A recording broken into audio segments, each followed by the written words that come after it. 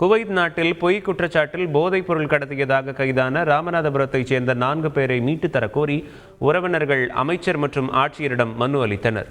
ராமநாதபுரம் மாவட்டம் திருப்பாலைக்குடி பகுதியைச் சேர்ந்த சேசு, வினோத்குமார், சந்துரு, கார்த்திக் ஆகிய 4 பேர் மீன்பிடி தொழில் செய்வதற்காக குவைத் நாட்டுக்கு சென்றனர்.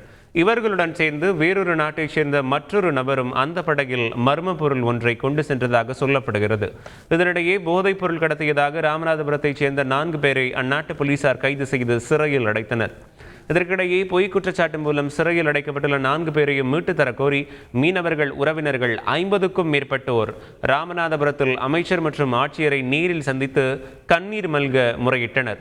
வெளிநாடுக்கு போன இடத்துல வேற நாட்டுக்காரவன் அவங்களோட போயிருக்கான். முஸ்லிம் சொல்றவன் அவன் போதை பொருள் வாங்கினதுக்கு 4 பேர் தான் துணைன்னு சொல்லி எல்லா பேரையும் மாட்டி விட்டுட்டான்.